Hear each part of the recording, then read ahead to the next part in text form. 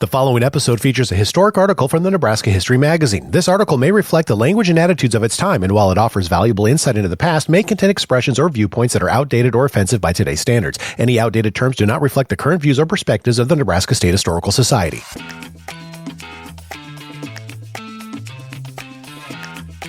Welcome to the Nebraska History Podcast. I'm your host, Chris Goforth. Each episode, we explore articles written and published in Nebraska History magazine. On this episode, we look back at an article written in 1992 by George Wilson. Today, let's look at the article, Gangland Crime Arrives in Lincoln, the Lincoln National Bank and Trust Company Robbery of 1930. Today's electronic banking systems have almost eliminated gangland-style assaults on safes and vaults, such as that perpetrated in Lincoln on September 17, 1930, by a group of men never identified with complete certainty. Several years after the robbery, the FBI released a list of the 6 men it considered responsible.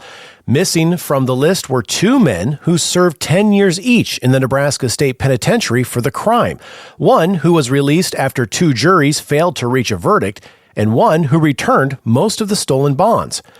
A federal grand jury, after 2 days of investigating the Lincoln robbery, reported on May 15, 1931, without bringing any indictments. A year later, officers of a Lincoln organization and a number of private individuals petitioned the judges of the Lancaster County District Court to convene a grand jury, which presiding Judge Chappell promised to do if competent evidence to warrant such procedure was presented. Apparently, the judges did not find the evidence that would warrant the calling of a grand jury. Whoever the criminals were, they managed to pull off a robbery listed for the next 20 years as the nation's largest, and to thereby cause the insolvency of the Lincoln National Bank and Trust Company.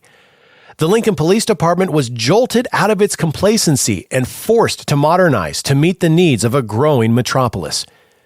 By 1930, bank robberies in the Midwest were increasing. From January 1st to September 16, 1930, 9 Nebraska banks suffered losses at the hands of bank thieves. The residents of Lincoln boasted of their police department, smaller than that of other cities of its size. The Lincoln Police Department's lack of manpower, equipment, and training reflected this attitude. Joseph T. Carroll, longtime police chief, recalled, quote, "There was not much training. You were assigned, and you worked under the direction and supervision of a seasoned police officer. They gave us a .38 revolver. The foot patrolman carried a nightclub and handcuffs," end quote. The former Lincoln Assistant Police Chief, Eugene Masters, remembered, quote, "The night I went to work, they gave me a gun and a badge, and I was a policeman," end quote. This complacent attitude lulled the residents of Lincoln into a sense of false security. On September 17, 1930, the Lincoln National Bank and Trust Company, located at 12th and O in the heart of Lincoln's business district, was robbed. 6 unmasked men arrived at the unguarded bank, committed the robbery within 8 minutes, and then escaped without leaving a trace. This robbery was the largest in American history until January 17, 1950, when 7 masked men entered the vault room of the Armored Truck Service of Brinks Incorporated in Boston and stole $2,775,395.12. On the day of the robbery, the routine of the employees of Lincoln National was interrupted about 12:02 a.m. when a stolen Buick sedan with stolen Iowa license plates stopped just outside the building. 5 businesslike men got out. The driver stayed behind the wheel, leaving the engine running. Another man stayed outside the bank, holding a machine gun by his side. And 4 men entered, leaving 1 stationed just inside the front door. Hazel Jones, a former switchboard operator and stenographer, recalled, quote, "They each had their own job to do. They came in the front door and got the officers on the floor, hitting some of them. As they went on down the line where the tellers were, somebody went in the back and got them on the floor. I thought first it was a joke, but it was no joke," end quote. Jones did not have a chance to phone for help.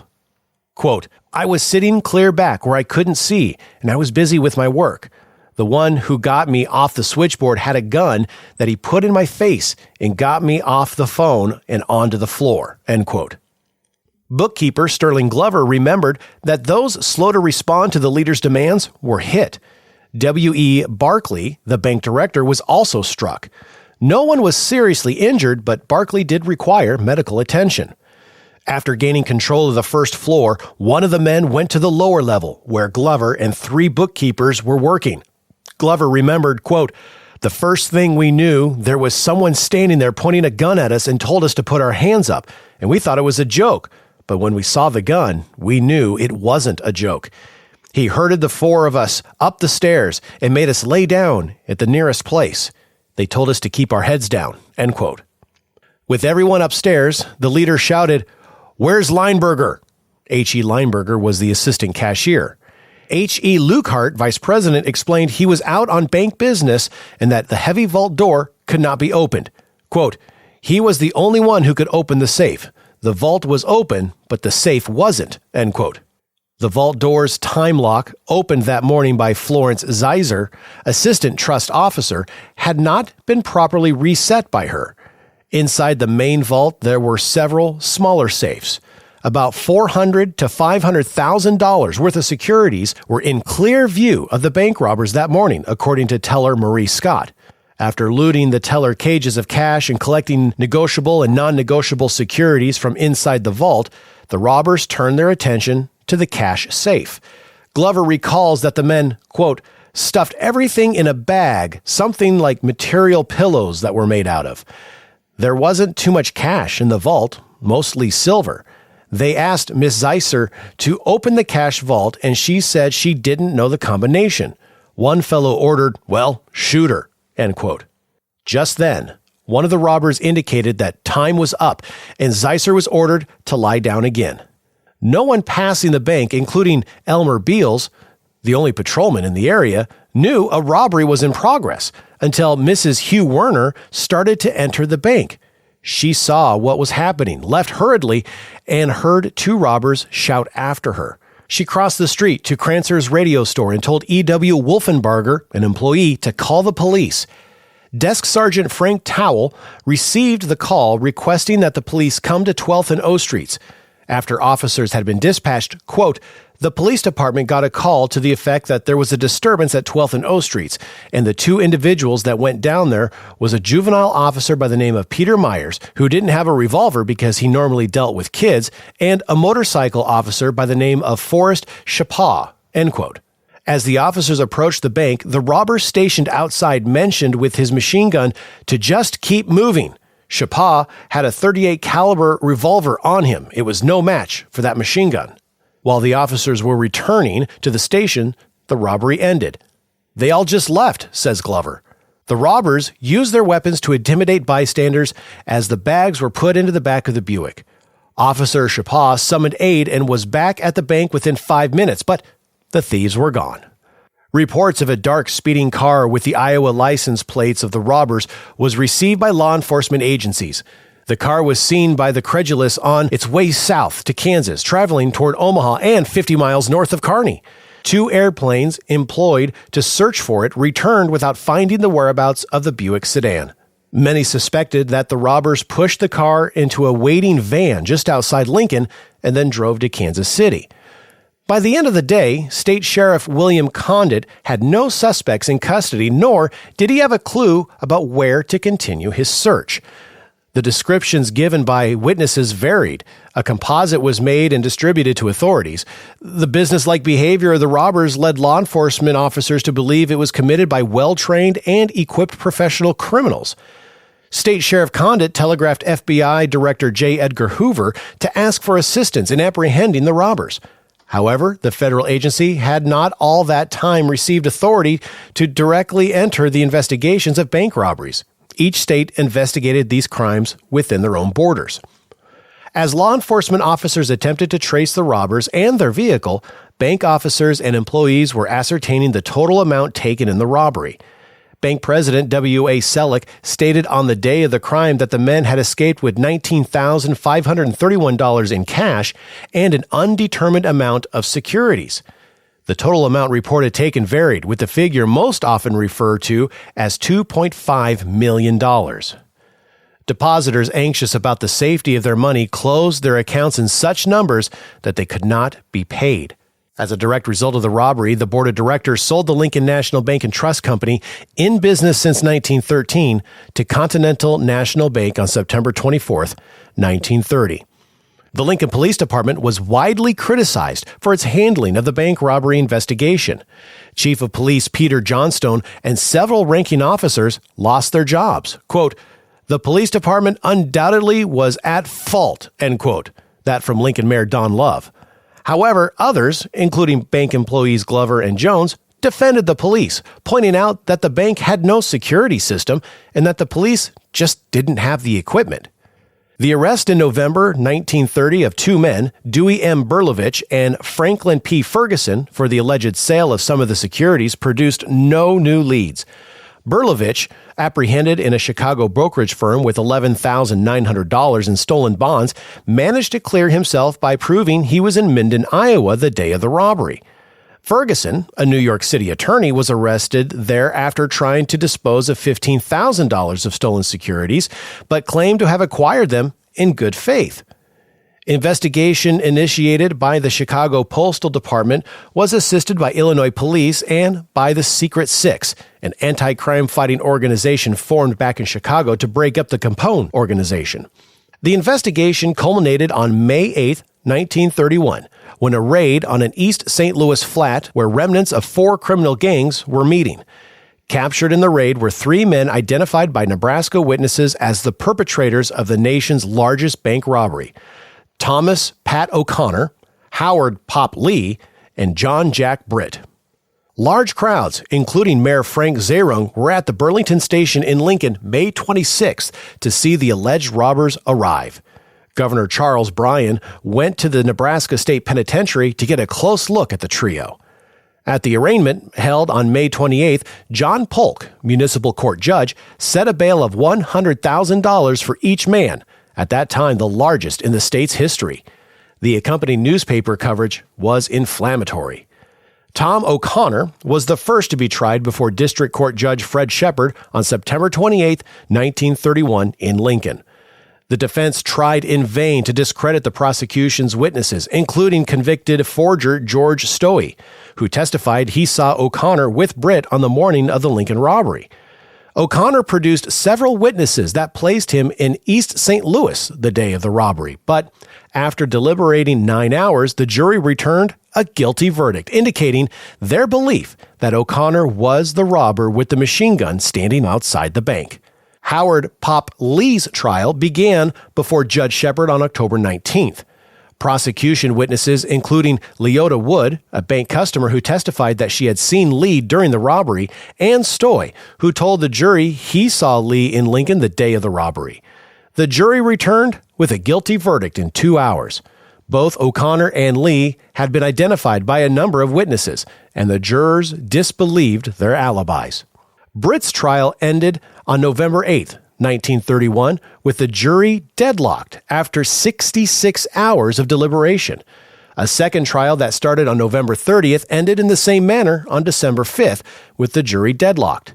John Jack Britt was released December 12, 1931, with dismissal of the robbery charge.